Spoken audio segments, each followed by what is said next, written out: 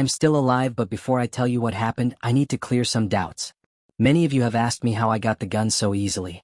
The reason why I got the gun so easily is because the broker I met told me what I needed and did the paperwork, and that's it.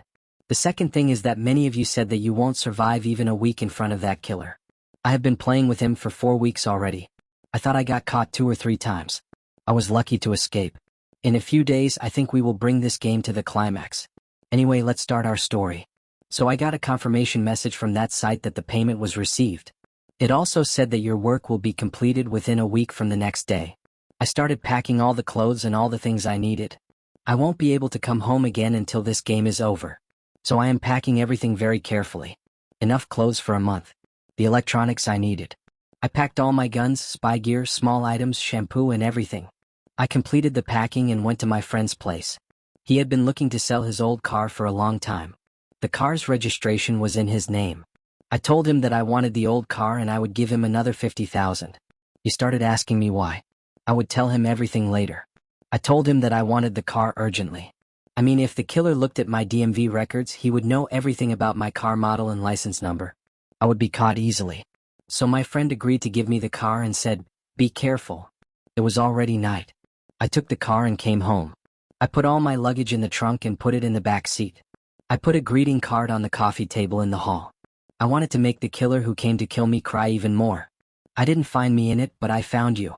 I planted a bomb in the house and said, "Run away." I wrote that even if he knew that this was a hunt, he would be furious. I am closing all the ways to find him. Everything is ready. There are guns. They cannot trace me with the car license plate. Even if I go to a mobile shop and get a new phone with a proofless SIM, they cannot trace my phone and locate me with GPS. Finally, I bought a magnetic GPS locator from an iShop. I feel like James Bond. All this makes me feel very brave. I am ready. There is no turning back. I will decide whether it is me or him. I went to the area where my house is. It was already 11 p.m. I parked the car a little far from my house. He thought that he would kill me easily while I was sleeping. I gave him a big twist. I sat by the passenger window of the car as if waiting for someone so that no one would suspect me. They said that the killer would come tomorrow. So tonight I slept in the car. Without knowing it, I fell asleep sometime after midnight. When I woke up, it was 7 o'clock in the morning. I took my binoculars and looked at the night. There was no one there. I waited for a long time. I started to get hungry. I went to the shop to get some food and parked the car again in the same spot. It was 5 in the evening. I realized that he would not come in the morning. I sat there browsing the internet until it got dark. It was night. I got bored with the internet. I took my binoculars again and sat there looking at my house. At 10 in the evening, a black car with dark tinted windows came and stopped on the street in front of my house. The car's number plate was in a different state. I had never seen that car in the vicinity of my house. The car stopped there for almost 20 minutes and then left. I realized that he had come to inspect my house. Without knowing it, a big smile of joy came on my face. I realized that my uncle had come. That night, I tried very hard to sleep, but I couldn't sleep at all in excitement. Even though I went to bed very late, I woke up at 3:40, couldn't sleep, opened the internet again and passed the time, but suddenly I saw a car coming towards my house in the light of the street lights. I saw it with my knuckles. It was the car that arrived in the afternoon. It stopped a little distance from my house. After 2 minutes, the car lights went off. A man got out of the car. The man was almost my height, 6 feet, but he was much stronger than me. He could easily beat me in a hand-to-hand fight. I really wanted to make sure that the two of us didn't have a fight. He was wearing a black suit. He looked like he was in a movie. My face lit up with excitement again. I felt like I had missed my life for a long time. The man got out of the car and slowly walked towards my house. He was trying to open the door lock with the other locks he had. After a while, the door opened. He went inside and closed the door. After he went inside, I took a note of the car number and model with my binoculars. After 5 minutes, he was nervously putting something in his pocket. He came out running, pretty sure it was a gun. He crumpled some paper in his other hand and threw it out and went to the car. I was very happy. I waited in the car for another hour and went to look at the paper that I had dropped. As I thought, it was the greeting card I had put down. This game is much better than I thought. I came to the car and tried to sleep. When I woke up, it was 8 o'clock in the morning. I went to my friend's house who works at the DMV to find out about the killer number plates. He had already gone to the office. So I went to his office.